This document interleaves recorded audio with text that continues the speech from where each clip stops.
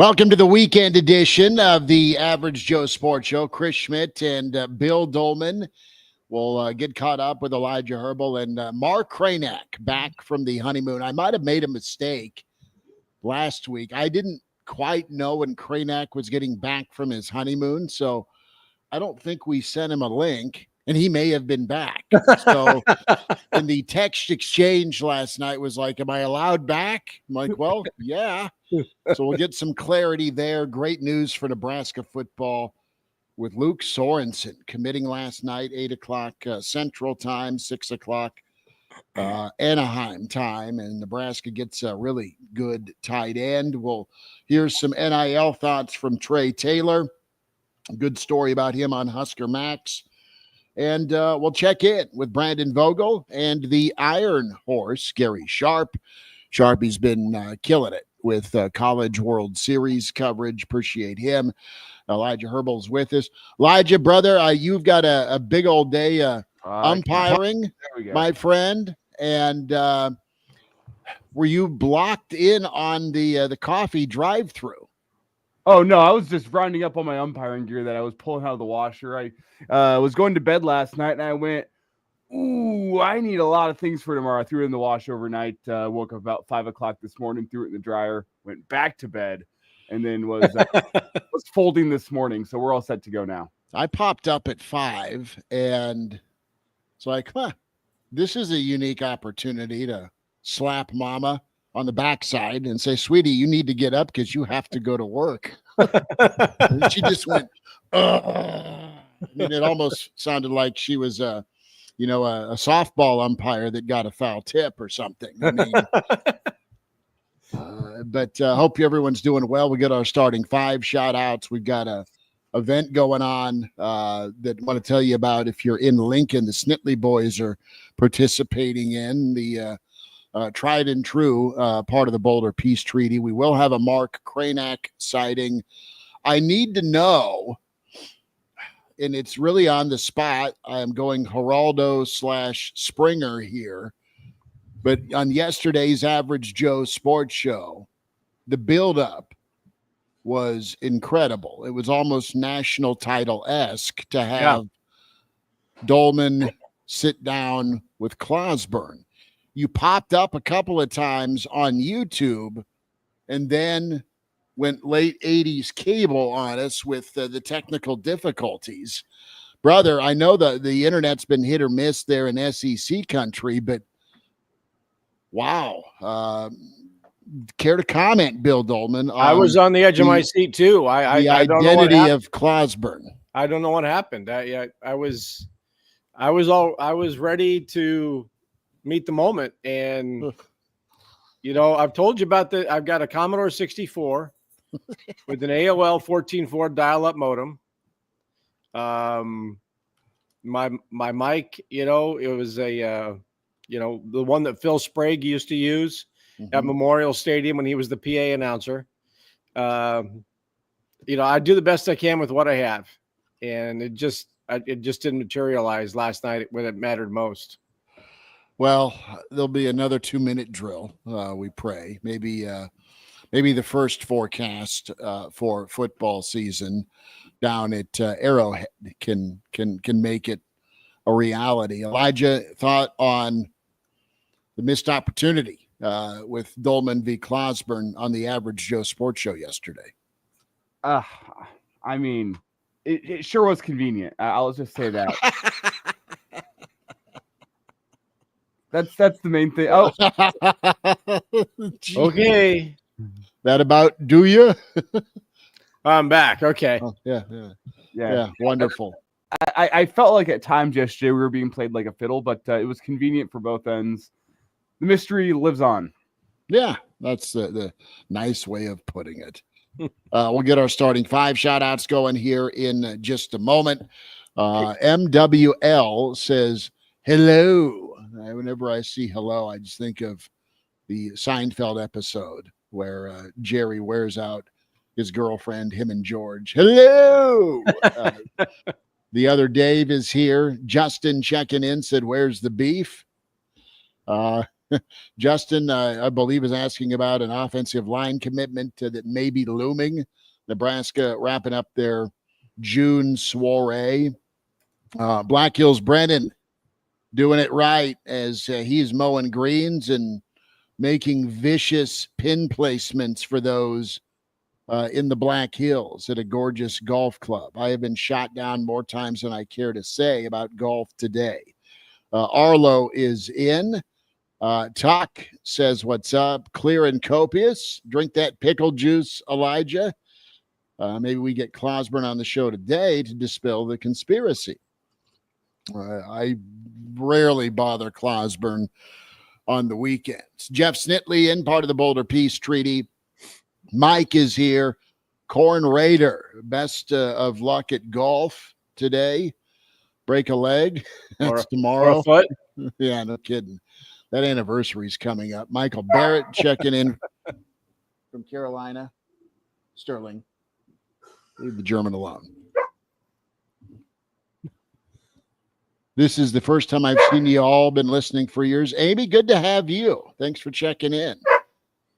All right. Can you guys talk amongst yourselves for 2 seconds? Bill, while Schmidt goes and lets the dogs outside, I do want to get your opinion here. Did you see the recruiting photos released last night from Nebraska? No, I'd missed that. Oh, are you in for a surprise here? I got to get these pulled up on the stream because these are incredible. I guess there's probably also some listeners out there who haven't heard them as well. They brought a live bull into the weight room for pictures. We were going there. That's incredible. And they got a picture of Matt Rule on the bull next to Dylan Raiola. I saw him on the tractor last week. Yeah. So now we've got bulls.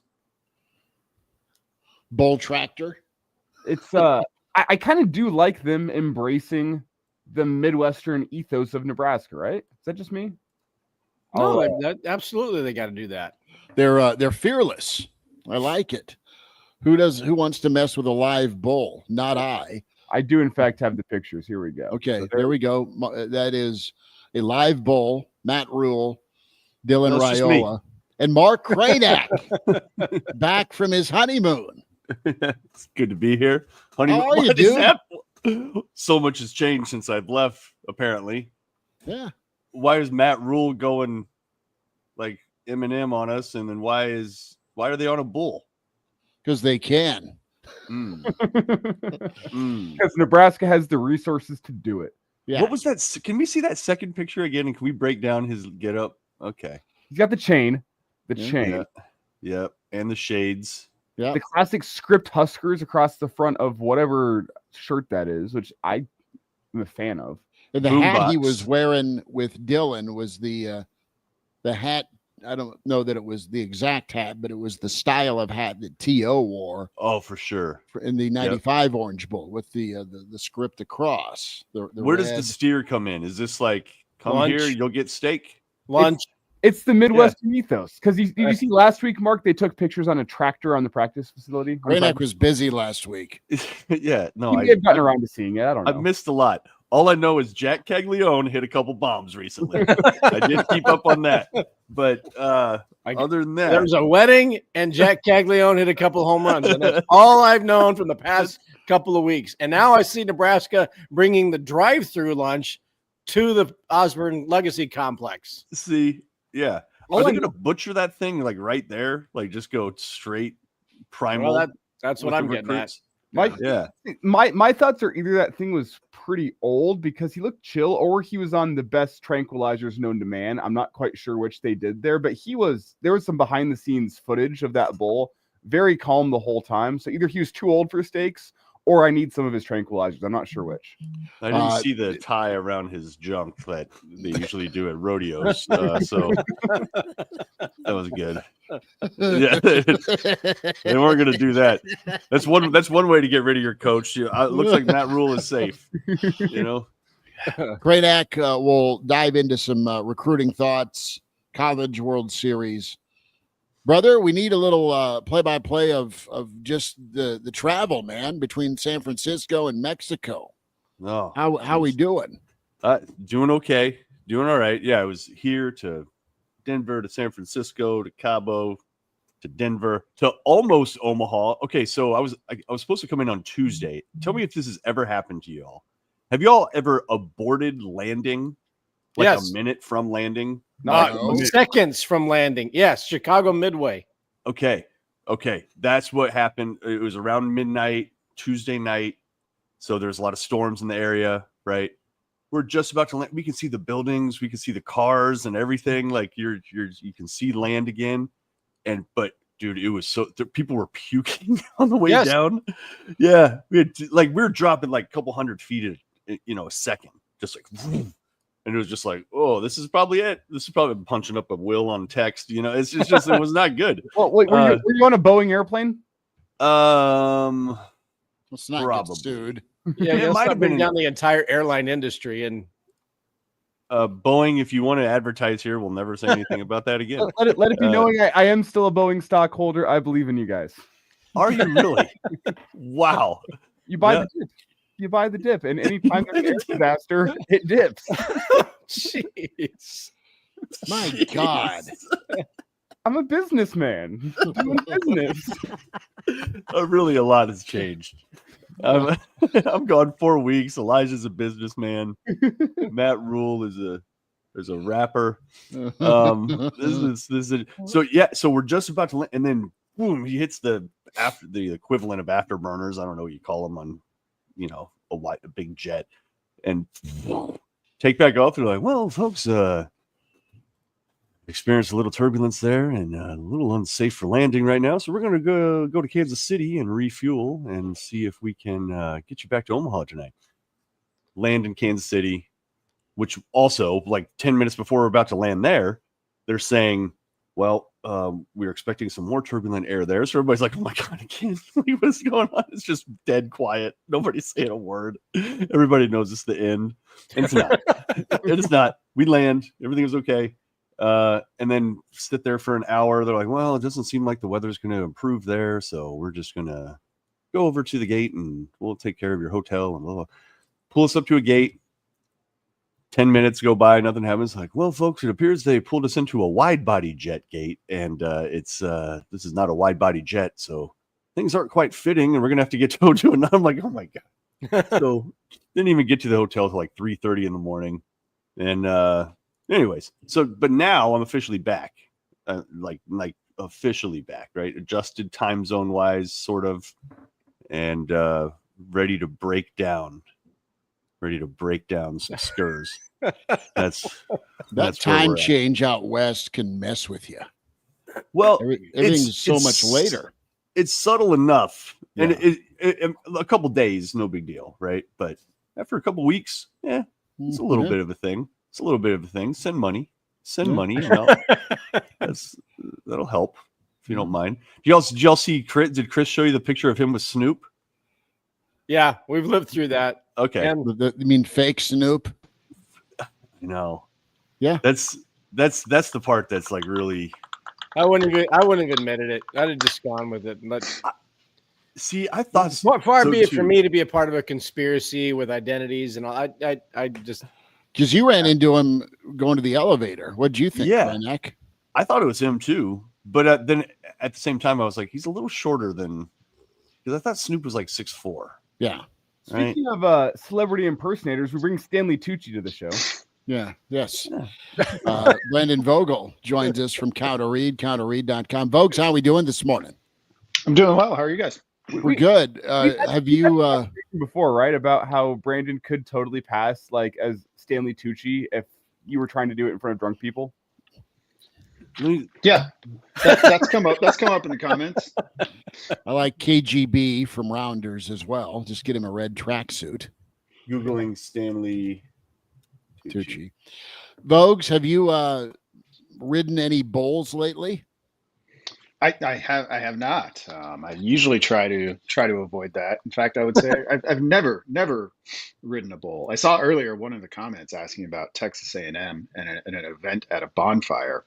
And I think the sort of apocryphal, perhaps, but famously, Jackie Sherrill, at Mississippi State, had a bull castrated on the practice field before they beat University of Texas. So that is part of college football lore. Yeah, and That really happened? I never heard about yeah, that. yeah, Jackie Sherrill and Game Dog on top of it. I was thinking about this, and Yeah. yeah, Jackie. I don't know if Jackie did it or he called the vet. I'm not for sure. That kind of tops Orgeron taking his shirt off in front Yeah. of his players to motivate him. Yeah, Yeah. Grant Teef eating a worm at Baylor. It doesn't quite compare either. Yeah. Where was the tequila? I mean, that's the question here. Yeah, it's Baylor. I'm trying to do the side by side there. A little. If you throw a hat on Stanley, The glasses are. Oh my god! Oh, yeah. Yeah. Oh, geez. Brandon, can you go shave real quick? yeah. Just give me about 12 Live, minutes. live on air now. Go grab a martini. Let's change this picture. There we go. No, let's feature Chris. No. Let's feature Chris. Absolutely not. We're not. Folks, let's dive into the recruiting news of the morning, and that is Luke Sorensen. Come on down. Really talented tight end from Anaheim, 2026. Based on the buzz last night with some of the current commits of 2026. Sounds like that is domino one, perhaps, for the weekend. Dead period gets rocking here in 2 days, and then you're on vacation for a bit, a lot of the staff anyway, and then it's media days, and here we go with the season. So Sorensen, and I was looking at a couple of different reports, good stuff from Mike Schaefer, good stuff from Tim Verghese, two of our friends, and one of the national analysts really touches on how physical Sorensen is. And this is a guy that was an offensive tackle that converted to tight end because of his athleticism, and he's just a killer when it comes to that inline blocking. But this is rare where his ball skills and offensive ability in the 7-on-7 world absolutely wow. But he likes crushing people. The unselfishness part, which you got to do as a tight end for sure. But sounds like Nebraska got a really good get here, and kudos to Matt Rule and dare I utter it, Mr. Satterfield. Yeah, absolutely. I mean, I do love the formal tackle angle to this. You get a guy on campus, you get him in your college weight and training programs, and who knows, he'll come in as a tight end, but you get to a point, a year, 2 seasons down the line, where you're like, maybe we need a tackle. I mean, the thing that separates excellent tackles at the college level is that athleticism. Like, you can find guys that are big, but it's, do you have a tackle who's athletic enough to be an NFL type player? And here's a guy who obviously has those traits because he's coming in as a tight end. And we'll see where Nebraska ends up after the weekend. A little flurry of commits, I think, would smooth the waters a little bit with where this class was at entering the weekend. And it looks like they got one domino to fall so far. Has Nebraska ever had a situation where they brought in a large tight end and converted him into an offensive lineman, and perhaps he went on to have some success at Nebraska, then maybe win a Super Bowl a couple of years after he left? Then had a field named after him last night. Yeah, so I mean, this could be. Look, he might be a physical blocking tight end that's part of a Nebraska's rebuilt offensive line, because look, they got the Waterman kid, they got the Ainsworth kid from right down the block here where I am, and now you've got this big tight end dude that probably, when I saw that he was a tackle, my first thought was, well, he's probably going to end up being an offensive lineman at some point, or a tight end in the mold of William Washington, who caught like one touchdown pass in his 5 years at Nebraska. Citrus Bowl. And was just, used as the big blocker on the end, right? Chris Garrett caught touchdown passes. Gerald Armstrong caught touchdown passes. William Washington was just a road grader. So I thought, look, they've got a tight end who might end up being an offensive lineman and like a very athletic tackle. That's what I look at this pickup as. Yeah, absolutely. I mean, it's and I'll give this staff credit. They do tend to, well, one, I think it's still early on, but I think the track record shows that they're pretty good at identifying traits, like specifically kind of the athleticism traits that they look for. And then they also have, seem to prize at least versatility. Like, there's certain positions where you look at them and you're like, yeah, that guy's a guard or whatever it may be. But for those players who are a little bit positionless right now, or have a history of multiple positions, seem to really find a good landing spot when they choose to commit to Nebraska. And I'll say here, I think you still have a upside as a tight end. You look at his high school film, the quarterback situation at his high school, you go, it leaves a little to be desired. So maybe you get him into an offense that has high-level quarterbacks, which Nebraska is going to have, and you see what you get. And you know what? If you end up moving him, you end up moving him. But I think you could end up being a pretty good tight end as well with that frame. 6'4", I think we're looking at 250-plus pounds. Like, could be a special type tight end if he's the type of athlete that he appears to be when he shows up on campus. Well, I'm going to ask it, not to rock the boat on it, but if he's a sick athlete and loves hitting people and he's super athletic, do you flip him? Well, yeah. Do you, when you go jumbo around the goal line, hey, we'll still throw it to you. But do you go Cam Jurgens 2.0 project here? Mm-hmm. Well, that's what Bill was bringing up. Yeah. Or maybe you just found a fullback. It's 6'4". Yeah, it'd be a little bit of a big tight end. That does work in CFB 25, though, by the way, on EA Sports. You can move a guard that has a little speed to fullback. Lights out. Game changer. Lights out. Is that what you learned on your honeymoon? Yeah. Playing video games, were you? I was like, leave me alone, honey. I'm trying to handle business here. I'm moving my 5-star offensive guard to fullback. Kraynak in dynasty mode. Exactly. We got like 4 seasons done. It was amazing. Yeah. That's Here's the other thing Sorensen does is he taps back into the Anaheim Servite pipeline that has been shut off since the days of Mike Petco and Derek Brown. Good call with the Derek Brown poll. Petco and Pat Tyrants and that glorious 5-2. I mean, who doesn't remember those Orange Bowls? Oh, I know. Mike Anderson giving chase to like Tamrick Vanover or That wasn't Mike's fault. Why in God's green earth was poor wasn't. old Mike Anderson on the slot? Yeah, that was not a good idea. But remember, Nebraska had a pretty good little pipeline back when Crazy Uncle George was out there recruiting on the West Coast, and he's the one who pulled. Petco was going to be like the next Boz. And he was I think a 2 or 3 year starter at Nebraska. Yeah. All Big 8. He was a good linebacker. Didn't end up being Brian Bosworth, but he was good. And Derek Brown was a wee back. Yeah, fourth-round guy, New Orleans. And did okay. So Nebraska did okay with Servite High about, 30-plus years ago or so. And time to turn the spigot back on. Folks, I want to ask you this. When it comes to peer recruiting groups, how does it grab you? And I'm looking at a kid that's crystal balled for the weekend by On3. Jamal Rule, kid out of Charlotte, running back, Rule. And No relation. Thanks for that update.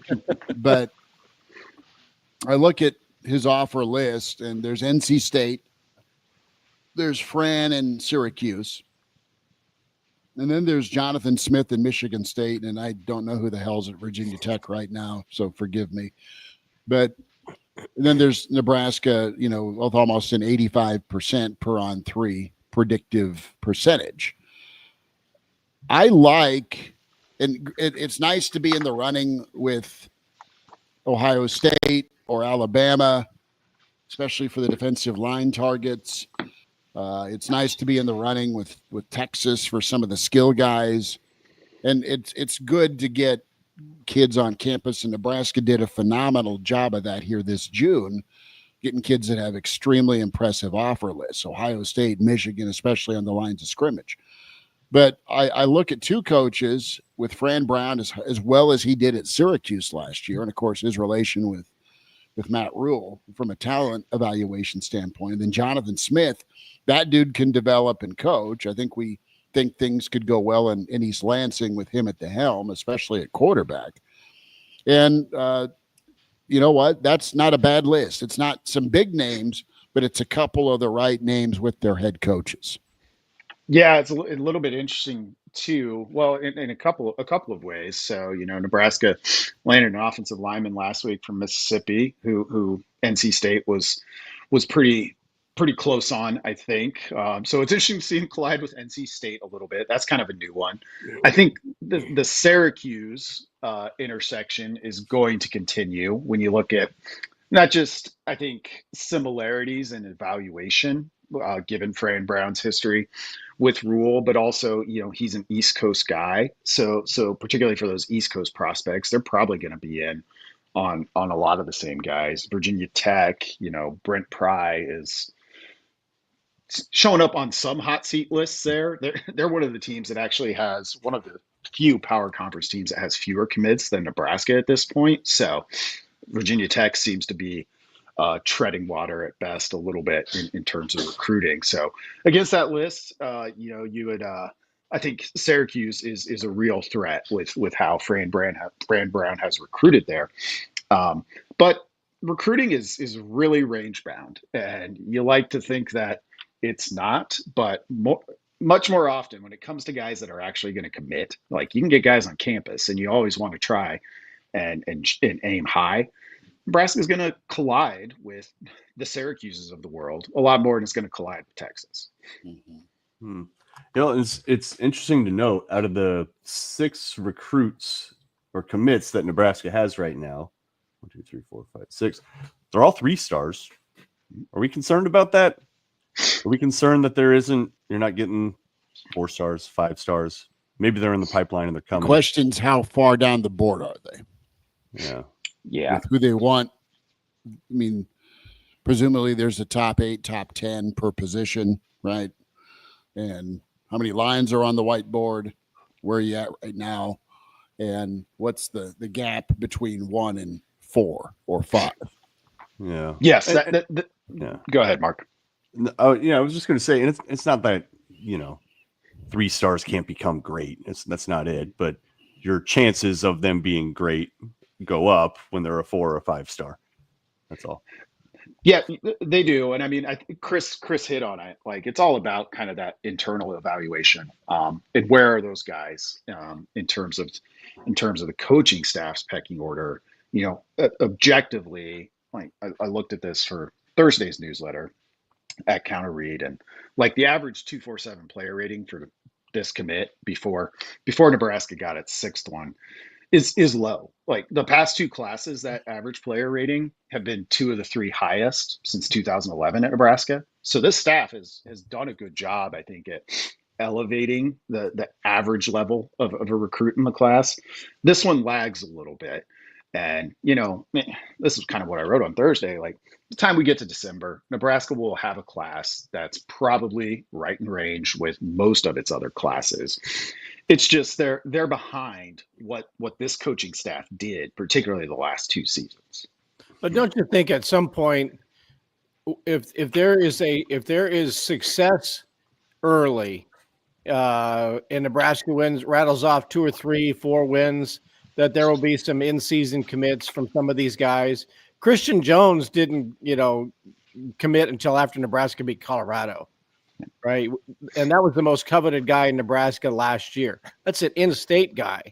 And he was still waiting and seeing, and he waited and saw until the end of September last year. You would think that if Nebraska, you've got guys who have been enamored with their 7-on-7 visit or whatever they did and have been waiting now. All right, I want to see what this is going to look like with Holgerston and with Butler and with Braden and all of this new stuff. How does it look on the field? And if Nebraska looks good out of the gate, especially on that opening stage on Thursday night when everybody's going to be watching. You know, whether it's Cincinnati or Michigan or whomever, Nebraska is going to have a stage to play on week whatever it is, 0 or 1 or whatever. If Nebraska rattles off wins, I would bet you you'll start to see some commits start to fall, and 6 goes to 12 or to 15 or whatever, and then you start to budget. Okay, are we going to continue to go after high school people, or are we going to wait to supplement in February or January with transfer portal, depending on what the transfer portal looks like? I think you've got kids now who are just going to wait and see. Yeah, I mean, I think that's kind of what it's going to have to be. I mean, I would expect Nebraska going into the season based on their current pace, they'll probably be at 8 or 9 commits for this class. And Rule has said it's a little bit uncertain with all of the, back and forth with the House, which is settled now, or with the House settlement. We don't know for sure. Like, we can count it up, but we don't know for sure how many people they even want to take in this 2026 class to be exact. So it's just gonna, by nature, they're gonna have to get some of those in-season commits. Like, a week 4 home win over Michigan wouldn't be a bad place to start in terms of when you look at kind of early marquee games from a recruiting perspective. That's kind of this year's Colorado equivalent. Mm-hmm. Brandon Vogel with us here. Weekend edition of the Average Joe Sports Show. YouTube, where you find us 7 days a week. Like and subscribe. AJ Sports Radio on Twitter to watch as well. Spotify, iTunes, Google Play, counterread.com. Subscribe to Brandon Vogel, Aaron Sorensen. Amazing work.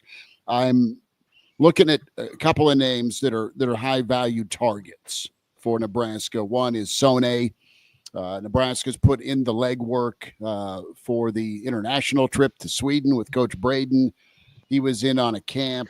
Nebraska predicted, again, on 3, their national analysts saying right now Nebraska's in the lead here at 33%, Auburn at 23%, Florida at 20%. Sone is a kid that we were talking with Tim Bergeese earlier in the week, that Nebraska has done everything right with, except spit out NFL guys on the defensive line, i.e., of course, you got Ty Robinson and Nash, but their future's ahead of them. Right now, you've got NFL rosters littered on the defensive line, specifically in Philadelphia, with Georgia defensive linemen. That's a really tough situation right now. Now, you can fix that if you're Nebraska and Braden, but here in the immediate future, you do everything right, you're still not Georgia, and it's going to take you a little bit of time to get up to Georgia's level if you're Nebraska. Claude Mpuma is the other name on the line of scrimmage, and I think that's where we're all kind of focused. Nebraska's done a good job portal-wise of getting skilled talent. Nebraska's done a bang-up job right now if we look at the quarterback room, projection-wise, based on the recruiting numbers. But you've got a connection here with Mpuma and, of course, Trey Taylor with Mount Carmel right now. And that's something that a lot of the fan base is waiting on, right, is land that offensive tackle, go get another dude at defensive line. And some of the reasons is, and I'll say this for Coach Braden, as I look at it, he came in late because of, guys coaching in the Super Bowl, and he's got to pick up where a staff that's now at Florida State, especially 2 of the lead recruiters for that interior, are at. So it's a big ask to come in and just be seamless with that relationship. Now, Nebraska's other coaches that are still here have done a good job of keeping lines of communication open and Nebraska as an option. But it's a reality where when you do have coaching change, it's going to take some time for a guy to come in and land a recruit, especially if he's been in the NFL the last 8 years, Vogues. Yeah, I mean, and that's a good point with kind of the big picture talk, I think, around this recruiting class and where it's at right now. Is Nebraska's had a lot of change in terms of assistant coaches. And and we know that Phil Snow's not like out there on the road, doing this, but he's around. He's part of the staff. So you think about how early these relationships start now for certain guys, particularly on the defensive line. If Nebraska was in on them a year and a half ago, those guys were being recruited by Terrence Knighton, and now somebody's new. So you're not starting from scratch, but you kind of got to rebuild a relationship in that case, and then that's happening kind of up and down the roster when you look at how much change Nebraska had. I mean, wide receiver would be another big one. Nebraska got a great class of wide receivers last year. And now you've got somebody new in there picking up recruiting of any 26, 27, 28 prospects you were already in on. Vogues, I'm gonna ask you this. We were chewing on this yesterday. How many rushing yards a game do you want if you're Dana and Nebraska's offense? I should say not want, but how many do you need in the Big Ten a game? How many do you need? With what I think this offense would be, I don't even know what they averaged last year. I would guess 150. I think what you want, 175. That probably represents a pretty good balance. That probably represents winning football. Because the thing with rushing yards is it's not unrelated to the team that's in the lead and winning. I mean, 225, 350. Coach Brandon for the win. Chasing 10 wins, you'd be. I think with those numbers, you'd be in the hunt for 10 wins, certainly. So you're in the hunt for a national championship if you're putting up 5. Quick math here. Is that 475? No, that's terrible math, right? 575. Yeah, it's broadcaster math. It's okay, Big Cat. Yeah, so they were at 130 rushing yards per game last year. So getting to 150 would be a pretty significant boost, because I would expect the passing yards to grow even more. So maybe 150 is a realistic number as sort of a baseline for what I think this team's potential is. And I say we go back to the Switzerian era of Oklahoma football, the year that they averaged 472 yards per game rushing. Let's just see how much that shocks the college football world. Still the NCAA record, I think. I think it was 472. And they threw like 12 passes that season. Legitimately. I have it somewhere, but they threw like 25 passes for the entire decade of the 70s. Seven were completed. And of those 7, four went to Elvis Peacock against Nebraska. Yeah. 400. But I remember when Nebraska was averaging, 350 plus, and close to 4. In the Osborne era, and you look at who's the NCAA rushing leaders: Nebraska, Air Force, Army, Rice. Yeah. I will say, if you look into Dana Holgerson's history, though, I know everyone around here loves running the football, and I said this yesterday.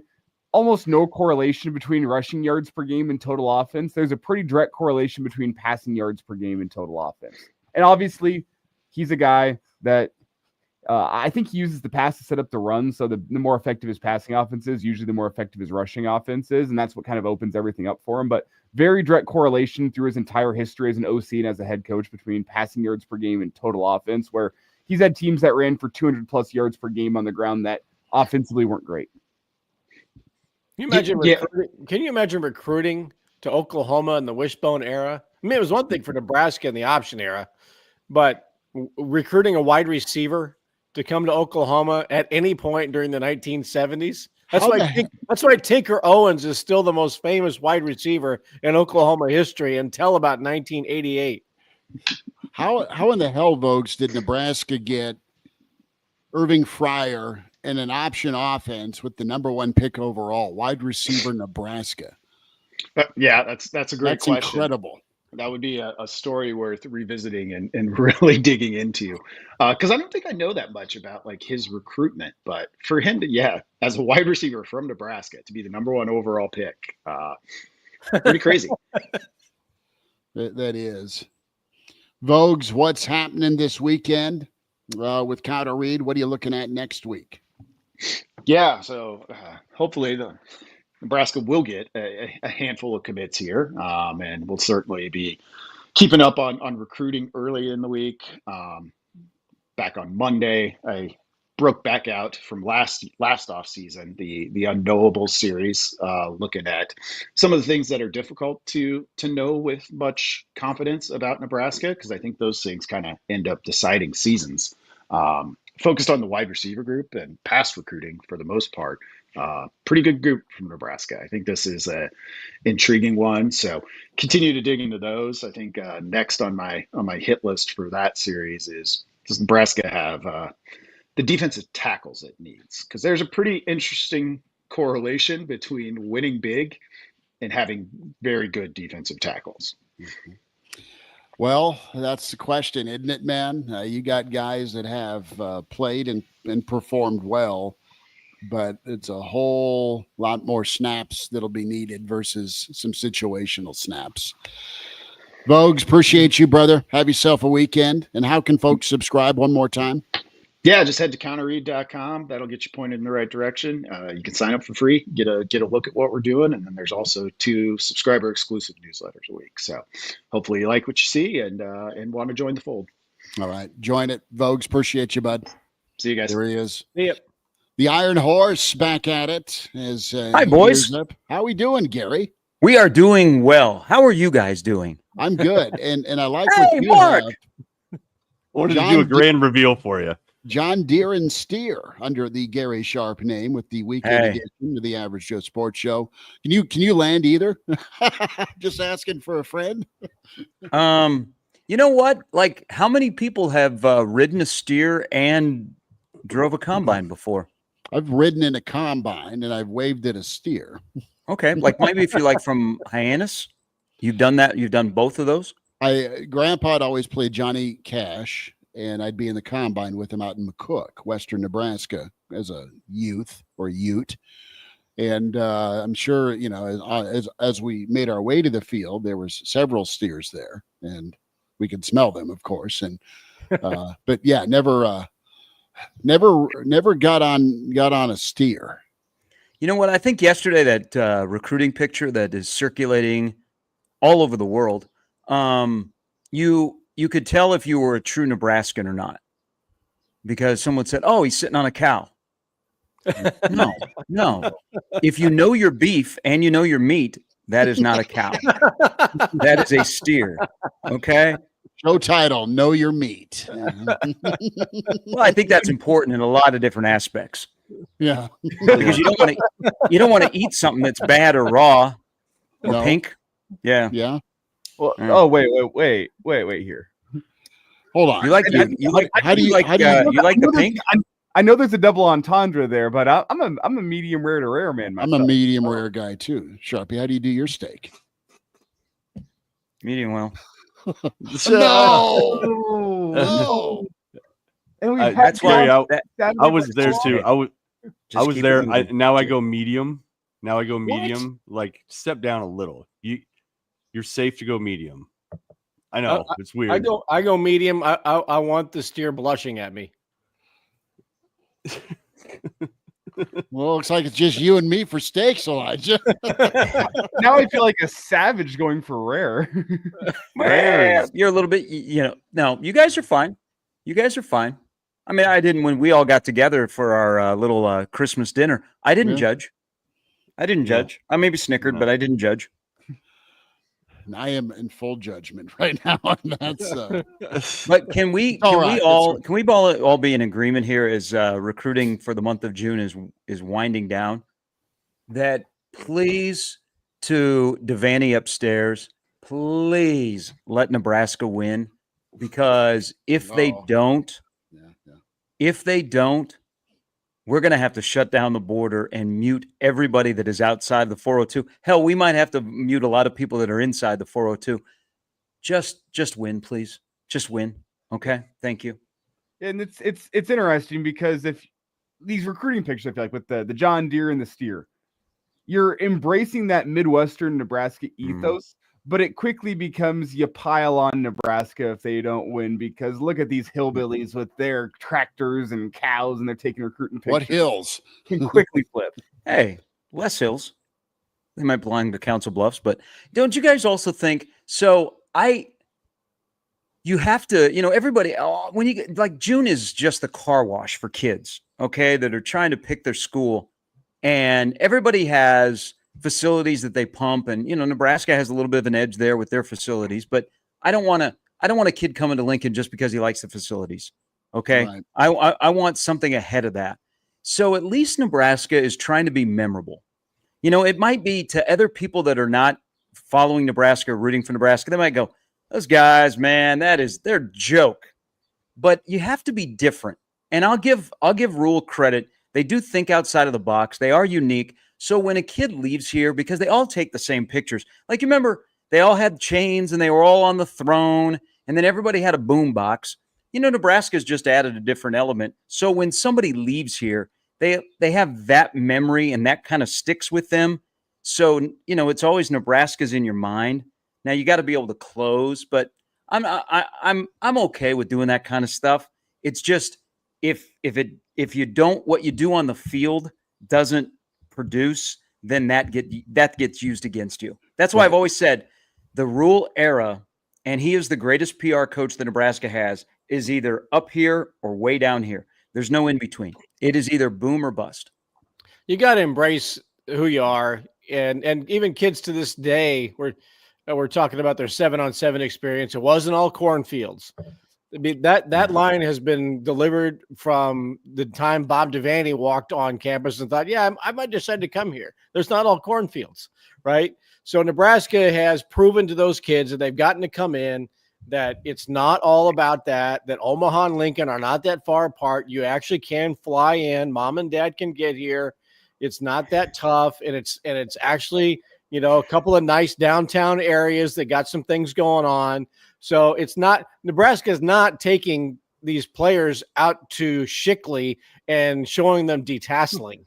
The Shickley Longhorns, Bill. Right, exactly. The Longhorns. But they're not in the cornfield detasseling like this is what we do, right? They're embracing, the steer. They're embracing all this stuff, and they're having some fun with it. So I think these pictures are great. I think jumping off the combine last week or the tractor last week with that's great. It's embracing, and kids are going, that's not what it's about. It's not what I thought it was.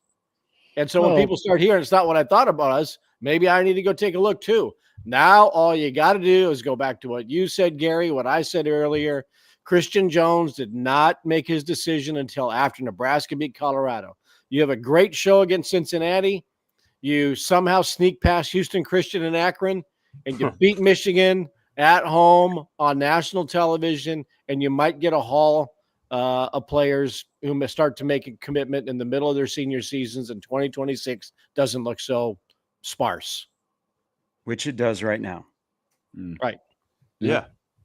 It really does. Vogue's numbers, it's last in the Big Ten. It probably ticks up a little bit with Sorensen's commitment last night, but but Rule kind of warned us that it was going to be a different class. And what are they going to take, Gary? 15 maybe?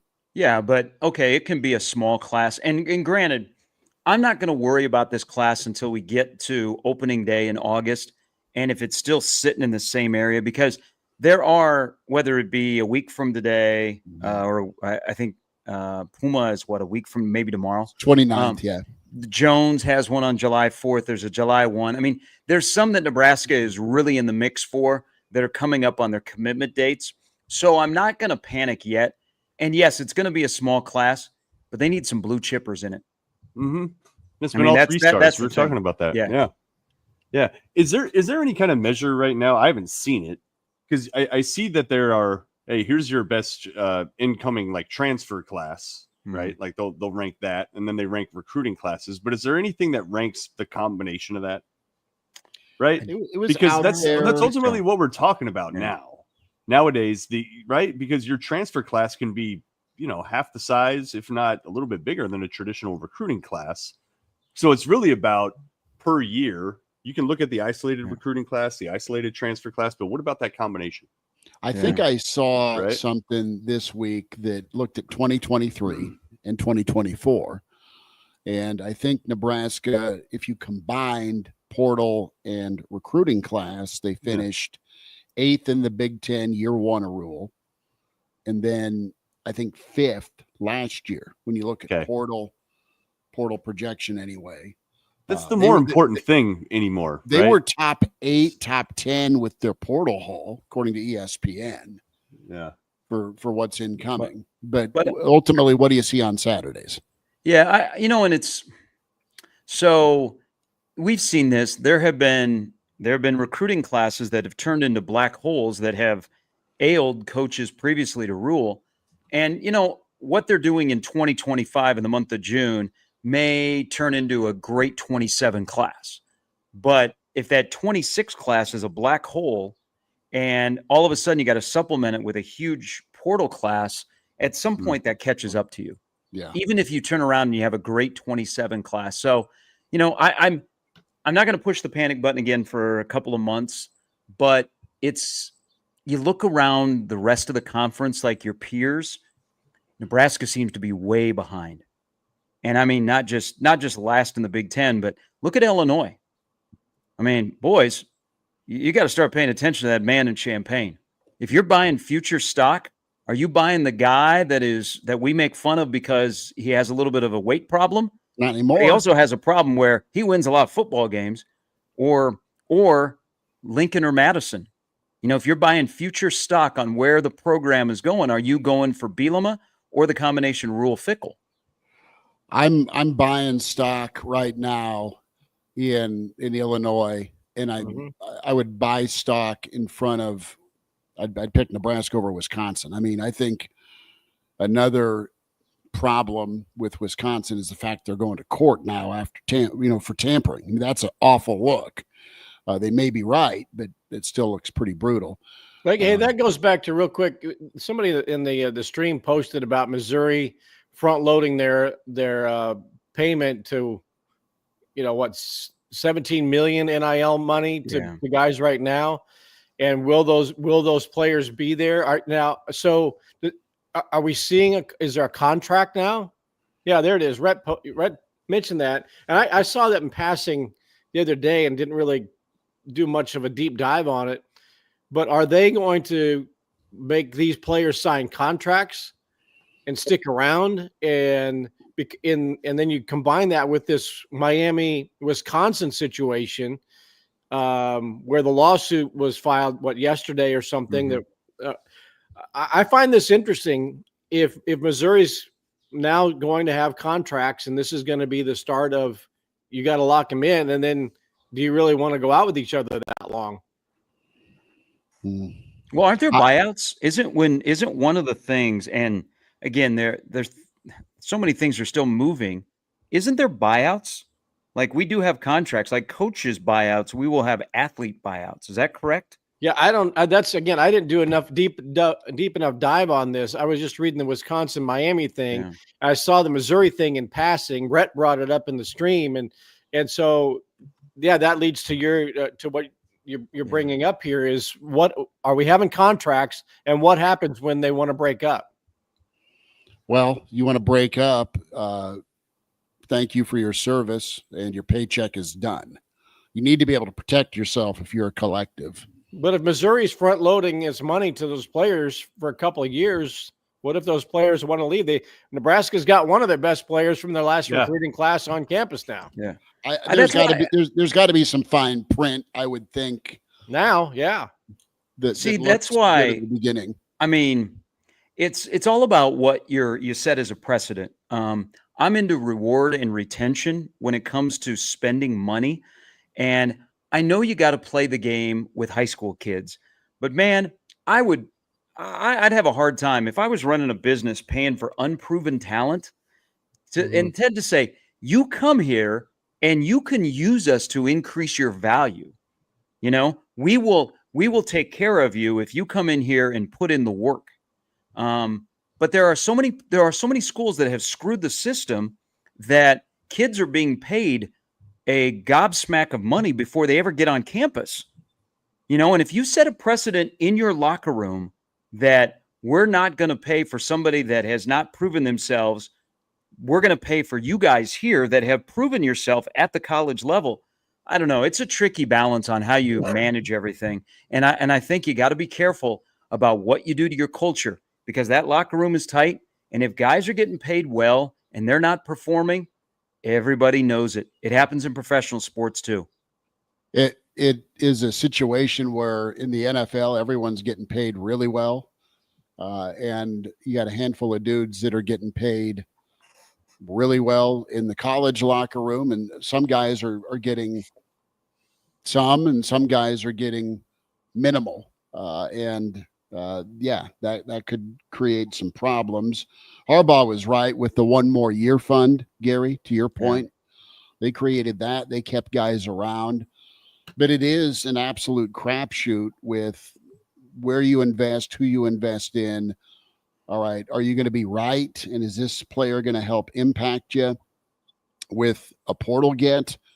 And are you going to be right and do your job and the player do his job with the part of the equation that is development, put the work in and get better? Mm-hmm. And it can all work out fine. I want to go back to Illinois for a moment. And where Bielema has been really good, and that's his lines of scrimmage, his physicality. But he landed his quarterback that's not super flashy, but can hurt you with his legs, can make the throw, and from a turnover standpoint, hasn't been a nightmare in that respect. There's some big games on the schedule for Illinois, but as well as Bielema is locked in, not only around the state of Illinois, but his Iowa, background, he can really clean up. I mean, we've asked ourselves for years why folks go to Illinois to coach. Nothing against Champaign, but you have access to a ton of talents, what I'm saying, if you do it right. Well, and I think so he knows how to win in the Big Ten. Yeah. I think that's a big key, is you have to understand the Big Ten, and you also have to understand what your identity is. I think we've seen previous coaches roll in there post like Ron Zook, and Nebraska wasn't in the Big Ten when Ron Zook was there. But they Zook had a hell of a lot of talent. Yeah, they try and be something they're not. Like you try and, what is the formula that works for your program in the Big Ten? And then lean into that and then build that up. And he has done that. I mean, he knows what he's going to do. He still has that one head-scratching loss a year where you're like, how did they lose to Minnesota at home? But then at the end of the year, like this past year, they won 10 football games. I don't know. I think they're scary. And I think they're going to be good this year. I still don't know why their win total is so low. And they've got an early game in Bloomington against Indiana. That September 20th with Nebraska, Michigan, and Indiana, Illinois is a great weekend of college football in the Big Ten. But if they won 10 games last year, and he retained a lot of players. I mean, they returned nearly every single starter and their quarterback in Altmaier. He might not be an NFL guy, but he's the identity of that school. He knows how to win in the Big Ten.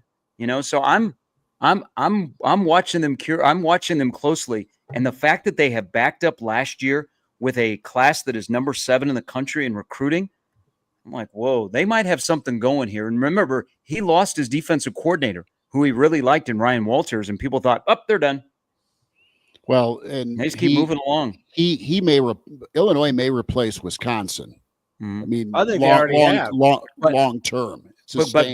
But something, and let me just jump in here real quick, Bill, is how did they pass Wisconsin? They became Wisconsin. Yes. We talked about Nebraska. How does Nebraska overcome Wisconsin? How do they overcome Iowa?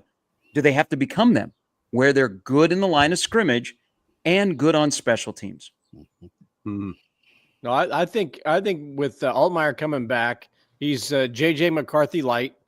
But Bielema, that whole Wisconsin experience, set aside what happened at Arkansas. He spent a couple of years in the NFL. But you're right. It's the formula for how to play in the Big Ten, which he did, how to coach in the Big Ten, which is where he grew up, and then how to be a head coach in the Big Ten and maintain what Wisconsin had been doing. He complemented perfectly, the Alvarez era. Why he went to Arkansas, there had to have been something, personality conflicts or whatever. Money. But he left, and he shouldn't have gone. But he's got Illinois where Wisconsin was when he was there, and build it on the offensive lines. That's his identity, and have rugged defensive lines, get a serviceable, if not better, quarterback, and run the ball and go for 150, 200 yards per game on the ground if you can, and you're going to win games in the Big Ten. I could see them being that Penn State type club if he stays there, to where they're going to win a lot of games every year consistently, but they just can't win that big one or two that they have to win. And they're going to go to nice bowl games. And since the playoff is expanded to 16, they're probably going to sneak in. I'm like you, the Indiana-Illinois game on the 20th, that's going to tell us if Indiana was a one-year wonder, right? If Cignetti restocked the shelf and he all he does is win, well, I think we all kind of agree that all Bielema does when he gets the chance to establish a program, all he really does is win too. He's a little more lovable too, with the taking up the flag for the Big Ten versus the SEC, between Twitter and his comments with Rittenberg this week. And I think the question with Bielema to me has been, like, at Illinois, you knew he was going to be able to develop talent, but up and down was kind of the way I saw it going for Illinois. With how he's talking this offseason to the media, on social media, you look at the recruiting that they're doing this offseason, I wonder if they can become a more sustained success place. Because I didn't think it would turn into Wisconsin 2.0 at Illinois. I just didn't think they'd be able to recruit that well. I didn't think they had the NIL resources. But now you get revenue sharing, which I think helps Illinois a lot. I wonder if he can take what would be up and down and make it a little bit more steady 9 wins type for Bielema, which at Illinois would be super solid. If you can go 8-4, 9-3 every year. Up and down for them is going to be, does their rebuild season turn into 7-5 where they still tag somebody? And that's what you're going to have moving forward in college football, is years where, I mean, there'd be a rebuild season for Iowa per se, and they're at 6-6 or 7-5, but 4 years later, those freshmen or redshirt freshmen were knocking on the door for a Big Ten championship game. I mean, Iowa's found their way to do it. That's what Fitzgerald did at Northwestern. You'd hit the mountaintop and then fall down, a season later, and then keep climbing up again. So it's going to be pretty fascinating to see who climbs, who falls, what's Michigan's future look like, what's Nebraska do in this race. Washington with Fish is impressive. Yeah, no kidding. USC has 19 4-star commits right now, and they all live a block away from the stadium. I mean, because there's so much talent there. That's the number one recruiting class right now. I think USC is a very fascinating football program, because all of that can only be, celebrated. All of the recruiting success, and they've got a monster recruiting class. So they're going to have to do some juggling. But what if they're not good on the field again this year? I mean, but if they are good on the field this year, USC is probably back. Well, the thing with USC is their issue has never been talent acquisition. They've been able to get talent there. Yeah, it's managing all the personalities. And I also lines of scrimmage. They're a far cry from the Carroll lines of scrimmage era. Well, and I think because you look at, I think a big thing with Pete Carroll is look at his staffs there. Yeah. I mean, he had some great staffs. He had Ed Orgeron, for God's sake. Sarkisian was there. Yeah. I mean, he had some really good coaches, and it just seems like USC they can't settle on a coordinator here or there, and they have to go and poach somebody. But from what I hear, Rob Ryan is doing work. Yeah. He's on that staff. That game, like a game that really could be a crossroads game is that November 1 game in Lincoln with USC and Nebraska. Like, where will both teams be in 2025 when they get to that point? Because that'll be a big month. You look at the schedule for USC, the schedule for Nebraska, to kick off that month, and those two teams are playing that realistically should not be in the same neighborhood in this conference, but I think they are, or they're pretty dang close. That game could just that'll be one of the bigger games of, okay, where are you at? It'd be great if it lives up to what we're thinking preseason. a November night game at Memorial Stadium. Welcome to the Midwest, USC. Go play in 25-degree weather. Ooh, that'd be fun. I'm not sure it'd be actually 25, but a man can dream.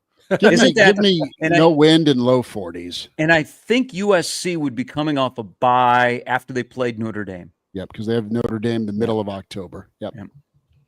So, yeah, there's a ton of mile marker moments for not only Nebraska, but you look at SC schedule, what happens with Wisconsin, with their schedule.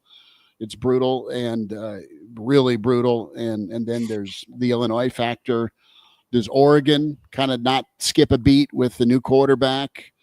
Ohio State's got a redshirt freshman that's supposed to be, part of the assembly line that just kind of glides in as they open up with Texas. And then we'll know about Michigan. I mean, Michigan's going to have Underwood under center, presumably. Maybe. Did you guys see that they just brought in a transfer quarterback last week? Who did, Michigan? Yeah. That's right. There is a kid that came in. Which makes you wonder, Bryce Underwood, is that a competition type thing? You preach competition there, so we're going to bring in the transfer to push the freshman, or is there legitimate concern about Underwood in Michigan and what he can do in year one? Well, what do you run him out there in Norman week 2? And if he bleeps the bed, what's his confidence level look like? You need your insurance policy. Sharpie, what do you think here? We got to ask you about Diego's comments on Bussin', and then I need a CWS thought this weekend. I mean, the 15 minutes of fame are about up, aren't they? How does eligibility, though? Yeah, he can get an ass beaten when they play Alabama and Tennessee. I mean, I hope he's wearing more than a flak jacket because he's going to take some hits. It's great. It's great offseason fodder. I can't knock Vanderbilt. I mean, Vanderbilt athletics, by the way, had a nice year. Football, they had a pulse. Basketball, they were much better. Baseball, they were the #1 national seed. In an era of where people thought Vanderbilt would really struggle in NIL, kudos to them. He's probably a perfect quarterback for Vanderbilt because they did beat Alabama. Mm-hmm. He's kind of a gunslinger. He'll say whatever. But you know what? I for all the people from the SEC, and there's a lot in this town because of LSU and the College World Series Championship Series, who's won the last 2 national championships? Sure, we don't walk around talking about our conference every single day, but who has won the last 2 national championships? Okay, and just like you guys sucked off Georgia and Alabama and said the SEC is the greatest thing going, we don't do that to Ohio State and Michigan. Okay, we just let it be. Yeah. Well played, sir. Well played. Vanderbilt, if they could ever get their alums to tap into their wallets, like SMU has done with, the spigot that they have with alum money, or even Texas Tech for that matter. I mean, if Vanderbilt could pry some dollars away from all of those rich doctors and lawyers, I mean, they could actually build something there, but their alums aren't into it. BYU can do that. SMU can do it. Vanderbilt's like, nah, we're good just being rich. We'll have a new research center put up. Screw your indoor facility. Yeah. I would rather have a building with my name on it than, making sure Diego Pavia can go to every, matinee in Nashville, and take his girlfriend and get a tattoo. Okay. What does Vanderbilt really want? Do they want to have the research dollars find the cure for genital warts, or do they want a 5-star offensive tackle? That is clearly the binary decision they have to make. Right? It's just there's no other. Where do they want their dollars going? Tackle. Depends on what day of the week. Yeah. Do they want a Nobel Peace Prize? That's an accomplishment. That's the question. Or do they want a playoff appearance? Genital warts. I mean, that's plagued for decades. Oddly specific. Hey, I was just thinking of Nashville's party scene. That's all. He was thinking about that one weekend in Nashville. I haven't been to Nashville since I was 8. And Broadway looks a lot different from when you were 8 years old. Trust me. But anybody that's going to Nashville, get the hell off Broadway. Okay, there are other things to see like Printers Row and things like that. There's just my little plug for Nashville. I'm a big fan of Nashville. Yeah. Gary, thoughts on the championship series, my friend? Great work. Appreciate all you've done with Westwood One and I thank you. coverage. It's a very interesting series because is college baseball, guys, the only sport where a mid-major could win a national championship in men's Division I athletics? Do you still count Gonzaga as a mid-major in basketball? Well, I call Coastal Carolina the Gonzaga of college baseball. So, yeah. Okay. So, I mean, hoops, I know Houston just got to the Big 12 for basketball, but they had been in an AAC, which I would quantify as a mid-major, but they're going away. I mean, what Coastal has is just fascinating. They develop, they scout, and they are fearless. So now can that culture and reality overcome LSU's incredible arms and power? Yeah, I think it's going to be a great championship series. In Coastal Carolina, location. When you're in Myrtle Beach, and you play in a mid-major conference, but you support your program like could fit in the ACC or the SEC. You get to play those teams during the non-con. They are really, really good. You don't get this far without winning 26 in a row. But they also are very much douche canoers, like in a good way, where they're very confident. They're very confident, and they don't like to be asked about LSU. No, that was LSU, on the other hand, they will respect Coastal Carolina because of their head coach who went up against them in 16 in the championship series. So they're not going to overlook them. So I don't know if Coastal Carolina has that advantage of playing a team that doesn't have full respect for them, because LSU will. But I love the matchup. Tonight's going to be a really good pitching matchup. But it's also going to be 157 degrees at first pitch. So we'll see who can handle it better. It's good to see Joe Moglia.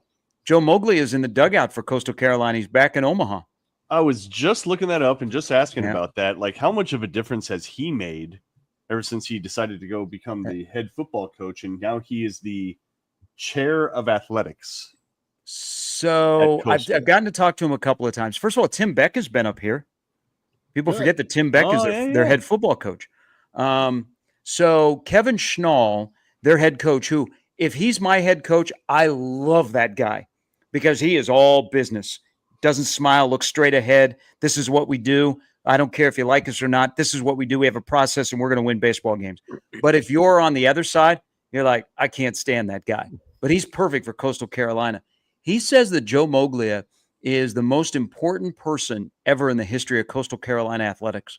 I believe it. With hiring him for football, and then he uses him, as a sounding board, and he's in the dugout. But I asked Joe earlier this week if he still talks to Bo, which is still kind of wild that he, when he stepped down as the CEO of TD Ameritrade, I mean, what a life, by the way.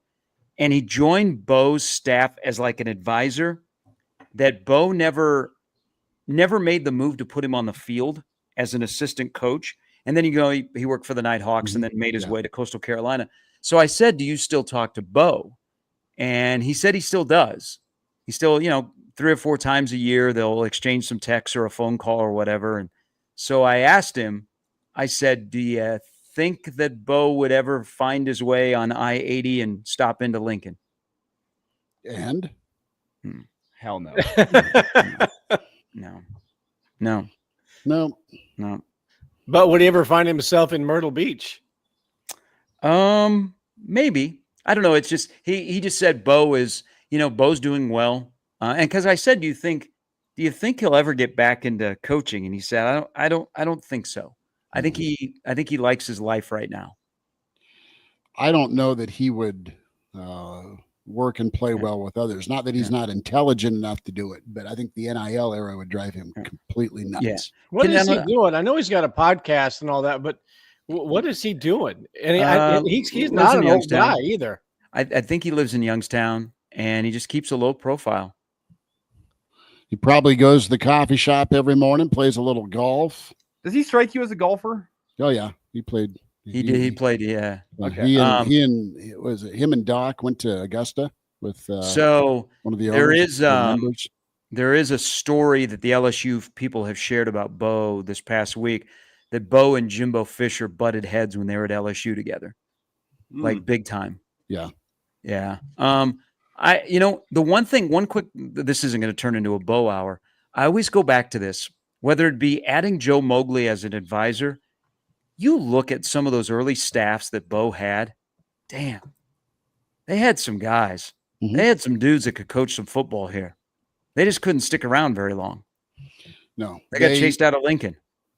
They had guys that found talent, brought talent, and developed it for sure. Look at Eckler. When Eckler was here, look at the defensive coaches they had. And you had a defensive head coach. Mhm. I mean, you have Carl and Marvin Sanders. Yeah, both those guys. Yep. And Eckler was coaching the linebackers. I mean, that was a really good defensive side of the football. You also had Garrison too, didn't you, on the offensive line? Yep. He was good. And old Ted Gilmore. I methat guy brought in a hell of a lot of good wide receiver talent. And you had, and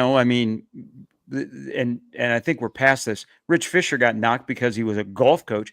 He's a pretty damn good football coach. He did a great job with some of the guys that Ted brought in. Yeah. Absolutely. I think going from Carl to Papuchis as the defensive coordinator was a mistake, because I don't think Bo trusted Papuchis in that role. Trusted him as a defensive coach, but not as a DC, because he wouldn't trample all over Carl, and I think he trampled all over JP. Yeah. I mean, that control thing was the thing that made that staff, the early run of Bo, great. Was you had an objector on the staff that they'd listen to, and it was Marvin.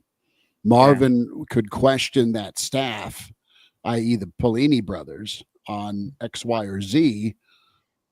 They'd listen, and they also had a lot of NFL talent in the front seven and back end. Yeah, that helped too. So, and Gary, to bring this back to College World Series before we say goodbye, Caden Bovine, I think super important for Coastal Carolina. LSU, I mean, you look at those pitchers, look at Jones. I mean, so much talent over there. It kind of feels like LSU's the star power team, where Coastal's got Bovine's great, but like Bodine, excuse me. Sorry, I'm still thinking about those recruiting things. Yeah. But Coastal Carolina, maybe not the star power, but like really well coached. They have an identity. Just with that matchup as a whole, what are you looking for with star power versus kind of team baseball? Well, let me first ask you, as an umpire, one thing that Bodine does is he frames. There are 200, I think, 55 pitches this year outside that have been outside the strike zone that he has gotten called for a strike because he frames them. Do you get fooled? Do you get fooled by catchers framing?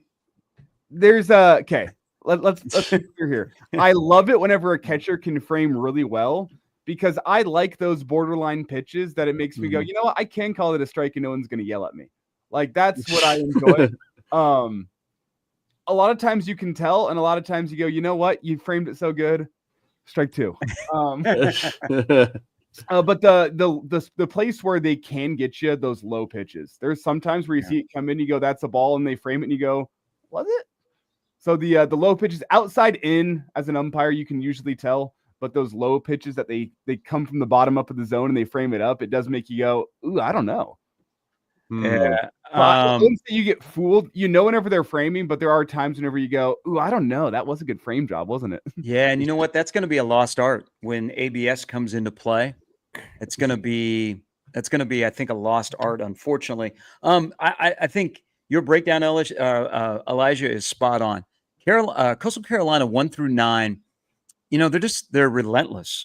But LSU, not only they have the bats, but they have the arms. Yeah. I mean, Cade Anderson could be the number 1 overall pick. He doesn't get the buzz that Skeens does because he's not this hulking giant that just pumps it at 98, 99. But he's a strike thrower, and he's going to be in the zone, and we saw what he did against Arkansas. Again, I think it's a great matchup. I think it goes 3. I like Coastal Carolina in 3 because if they get it to Monday night, the 3 starters for Coastal Carolina, I like them than trying to figure out who that third starter is for LSU. I think LSU to win it, They have to win the next 2 days. What do you make of Coastal saving their ace for Sunday? I think that's the expected pitching matchup. Is they're saving their guy for Sunday as opposed to putting him up against Cade Anderson. Yeah, Morrison is he spun a gem, and he didn't even start the first game. I don't have a problem with that because I think they're looking at matchups. Like we have a good enough starter in Fluky tonight that can match up with Anderson. But what if we lose a 1-0 game and we blow our ace? I think they believe that Fluky could be involved in a 1-0 game, but we'd also like our guy on Sunday. Do we expect a partisan crowd, a heavily partisan LSU crowd? Nebraska's got that long-standing love affair with LSU. LSU travels well. Coastal's got, I don't know. Have you ever met anybody that?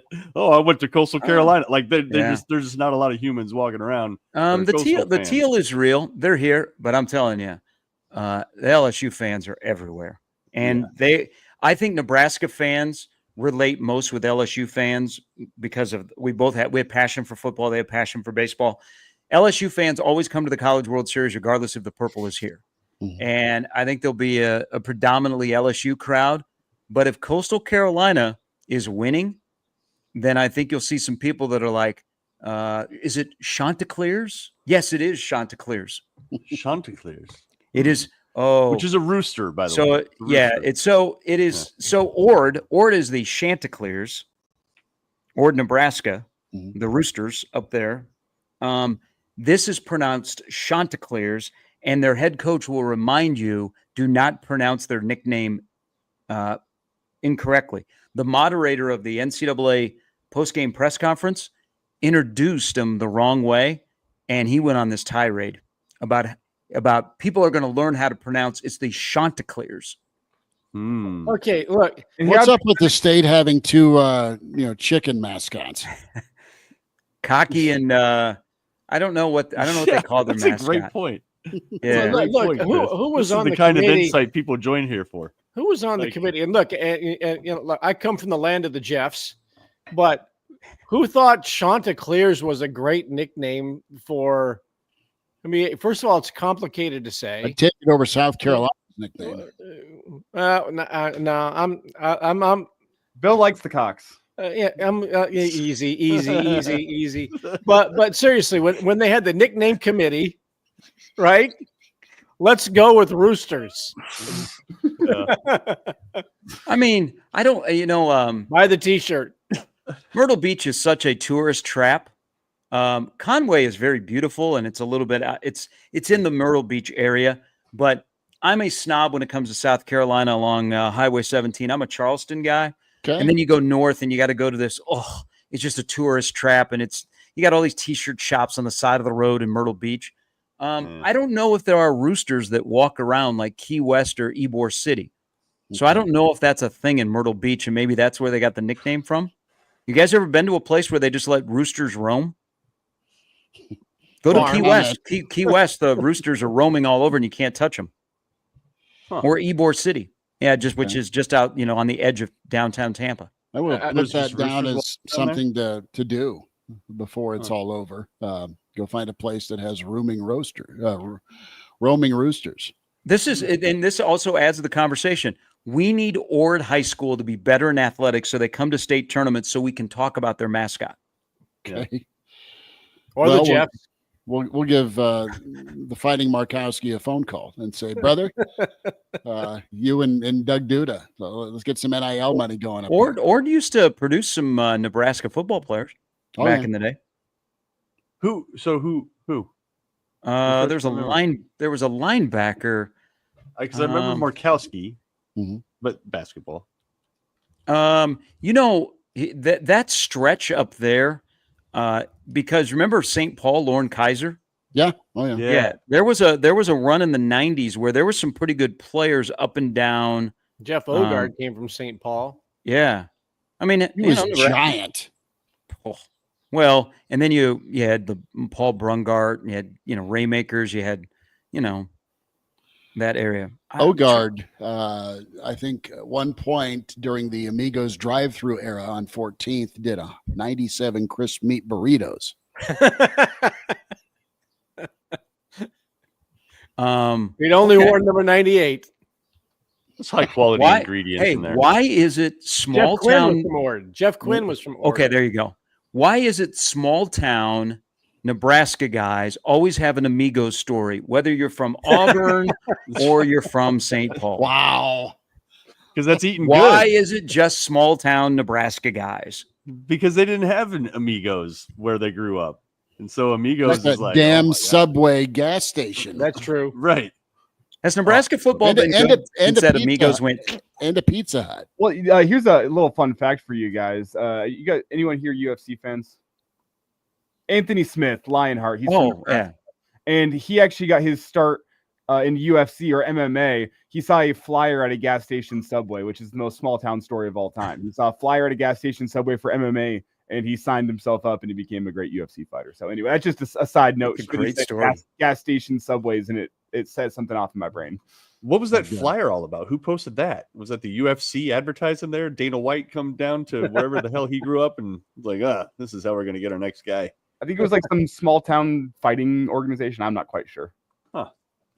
He just retired though. So great career, Anthony Smith. If you're listening to the Average Joe Sports Show, Sharpie. We need to do a podcast of all of us sharing our favorite stories of that Amigos downtown.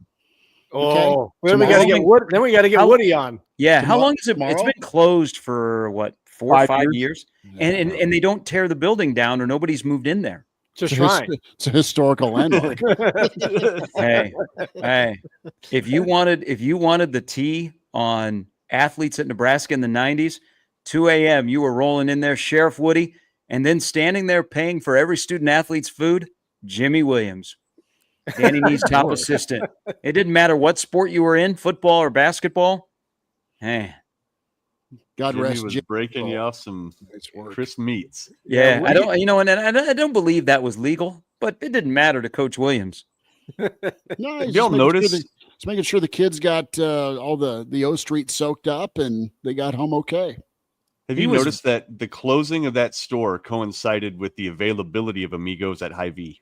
Have you noticed that? You go to Hy-Vee, you can get crisp meats, you can get the queso, you can get all the stuff. You can get the enchiladas, and it's great because it's like 3 days old, and so it's even better. See, I'm more noticed that it coincided with COVID. That was me, but it's an astute observation, Mark. Okay, Sharpie and little Doleman shift in and business model. Kraynak, I got to ask you, and Elijah, the reason I'm not asking you is because I think it was probably, well, maybe I'll include you too. If you had to pick one for Gourmet grill over Alibaba's. Next question. No. over last call, Chartreuse caboose. depending where you worked or lived, were you a Lazari's guy? Were you an Amigos guy, or were you a Highway Diner guy? Amigos. I live downtown. Okay. Yeah. De Leon's, can I take one from off the board? Yeah, that's a good one. I was a Lazari's guy, and then I was a big Highway Diner guy. That helped get me to 2 bills, baby. I was Lazari's because you more than likely were going to see a fight between a non-football player and a football player. But then when you get a little bit older and you want to get the hell out of downtown, Highway Diner, and then you never know what's going to happen at Highway Diner. You may pull into Highway Diner, and a former Lincoln Salt Dogs manager is out there just throwing punches. Easy. I liked him too, but that was he was in a good situation after that. Meacham. Yeah. Yeah. Hey, there used to be like a cafe when they had the viaduct over there on 17th going toward the Devaney Center. There was like a little cafe at the base of the viaduct, like 17th. I have never remembered the name. It wasn't Virginia's Travelers Cafe, but it had the best cheesy, greasy hash browns ever. And that was after you left Amigos and you still had the munchies. Then you went down there, somehow made your way down there. But it was this little cafe, and it was the viaduct went east to from the east to the southwest, and it was on the southwest base of that viaduct. And nobody, maybe I was hallucinating. I don't know. Maybe that was just, but I can never remember what that place was. But if you wanted cheesy, greasy, late night, early morning hash browns, that was the place to go. Kraynak, where did you go? gourmet grill, regular fry, no steak fry. Add Add feta. Never feta. in the At 2 Ollie's o'clock was in the money morning? too. Yes, 2 in the morning. It was that It's that right was there. when it made probably half its revenue. Yes. That's when the line is out. I don't Give know me the that. big diner or the hot stripper. Are we still talking like going somewhere to eat? The diner, yes. Oh. I think they're required by law to make the "she's on break" joke every single time I go in there and order the hot stripper. Hey, did you guys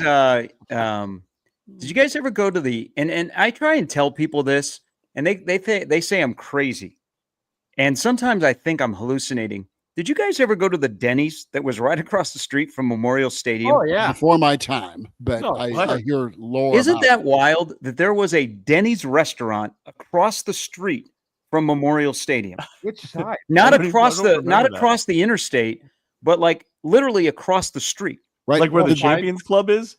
West the side. Big Red Shop, right? Is that where it was? So I think there's a building that sits there now. It's a parking lot. Yeah. It's like just up the street on the Champion Drive or whatever it's called. But it was basically catty corner to Memorial Stadium. On the corner there, across from the big parking garage. Yes, Yeah. What? that's where it's at. Yeah. It was a Denny's, Huh. huh? I mean, Did they I pay never Paradise to put up a visited. parking lot? Yeah.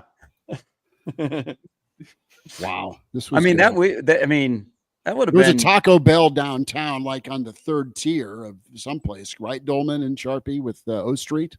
Was there once upon a time? Remember the McDonald's down near O Street? well. I also remember Rock and Roll Runza. Yeah. Well, what about Boston Market? Come on. Yes. It costs Hey. a little bit more than a combo, but What about Good. doozies? Oh, yeah. That was good. How about Yeah. Pontilos? Huh? oh, Huh? I threw it out there earlier. Chartreuse Lab- Caboose. You remember the Philly steak place that was downtown? Maybe How not. about Any, Labambas? any of us How about ever Labambas? Burritos as big as your head. make the mistake of wearing a sport coat and a tie going to the tack room? Hey. So my favorite memory of the tack room, I saw a guy snorting cocaine off the back of a toilet at the tack room one time. And you know what? It was normal.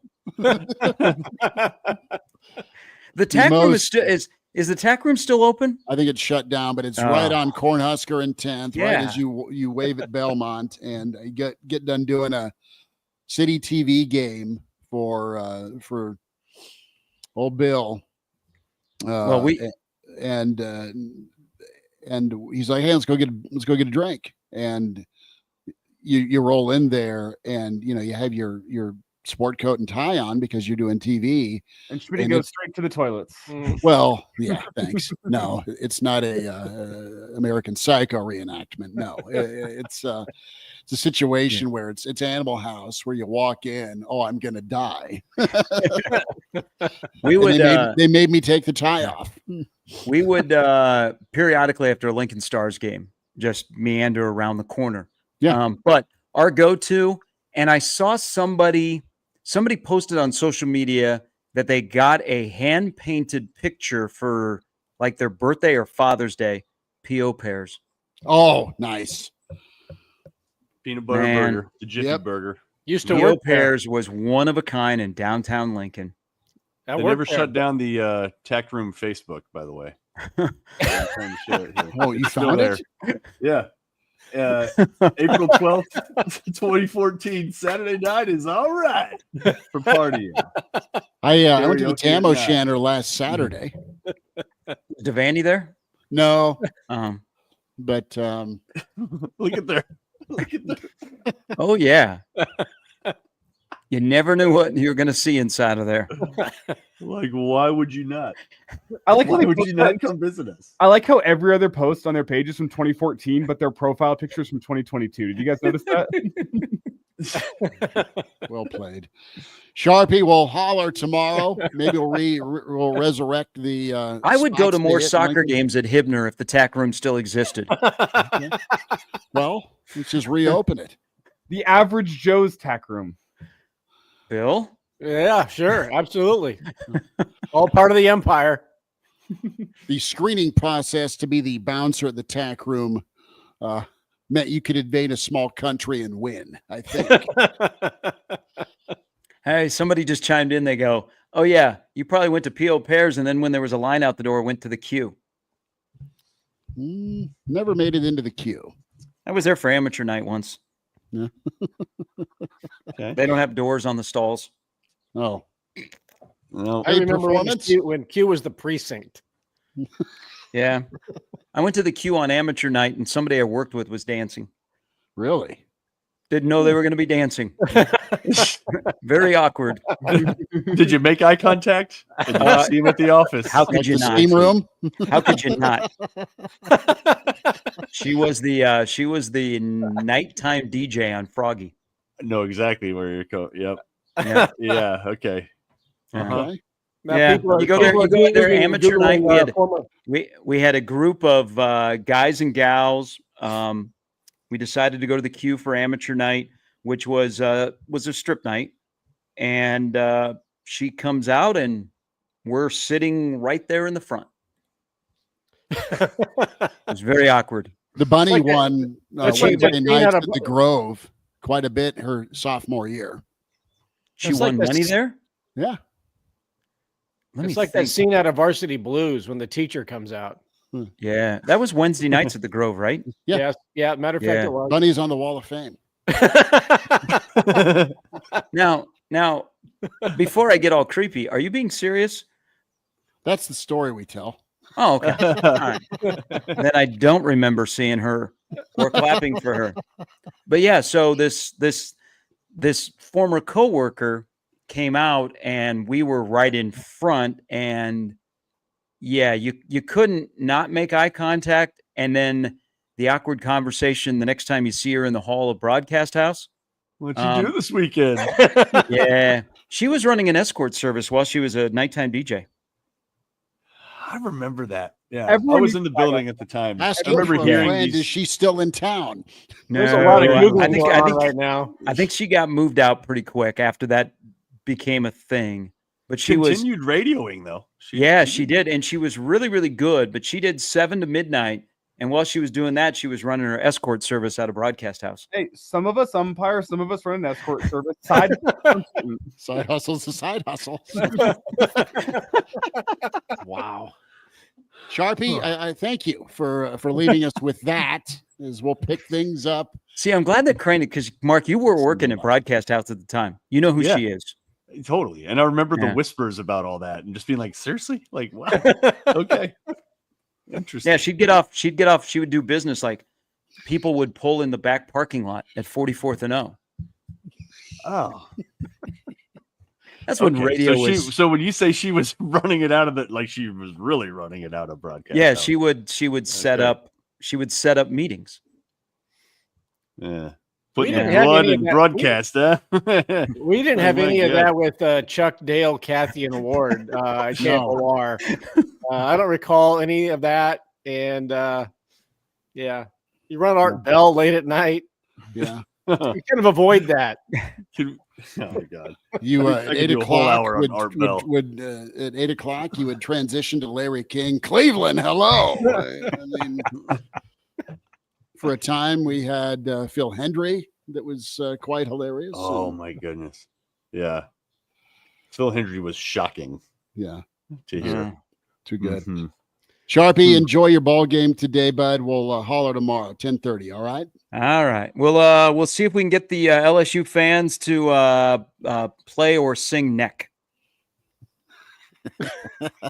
Hey oh! I think that's a great way to end this last little conversation. I know. Appreciate you. There he is. Hey, Gary. Gary Sharp. It's Mark Kraynak. It's Bill Doleman, Elijah Herbel, Chris Schmidt. Real quick shout out our friends, the Boulder Peace Treaty, the Snitleys. They've got a cornhole tournament going on to raise money for the 50-mile march that helps veterans. Oh, nice. And 1 o'clock today down at the Big Ten Sports Bar that used to be the old Rosie's, just south of Embassy, downtown Lincoln. So I wanted to shout those fellas out. They're awesome. And a couple of Twitter handles you can check out at LNK Cornhole. or at Bo Hunk Baggers. Check those 2 Twitter handles out. I also kind of retweeted. There's a QR code to get signed up and donate for sure. So a couple of round robin matches, and find your friends. The part of the Boulder Peace Treaty, the Snitley boys. They will be partaking down there. Big Ten Sports Bar and Grill. We did a few shows down there when it was Rosie's, but the good folks are hosting that. So check that out. Kraynak, awesome to have you back, man. Oh, it's good to be back, and I know this was probably my finest show. No, so you're let's good. make sure. Yeah, let's hang this on the wall of fame. No, you're awesome. You're good. I got to catch up on like what's going on in the world. You know what I mean? No, like I was off the. You know grid what? entirely. It's true. I was It's living- true I was average like in Joe a- fashion how it takes a left turn from recruiting to post Saturday night spots. I loved that. Yeah. It was fun. Yeah, Elijah, I don't think we stay spend enough alive. time on La Bamba, by the way. I really don't. Good call. Elijah, take care and God love you with your 3 umpire games today at 109 degree heat. Oh, Elijah. It's not a good idea, man. What are we doing hydration wise? Clearly, the escort service isn't an option, so he's got a side hustle with the umpire. I've been hydrating. I bought a new vehicle. Papa's got to pay that off. So big zone. Hike. What are we driving? What are we driving now? Oh, it's a Chevy Silverado. Oh, Won it in an auction. Didn't Okay, win so- in the auction, and then I did. So Didn't you accidentally win that? Yep.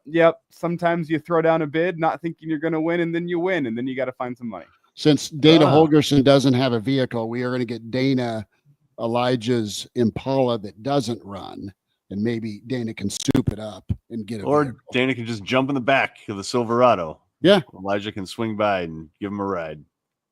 That'd be kind of good. Billy D, enjoy your Saturday. You drink anything? I am Right, almost boys. halfway through this thing. I've been over here drinking. Good work. Yeah. We'll talk to you tomorrow, Sunday Live, Average Joe Sports Show. Thanks for tuning in. Godspeed.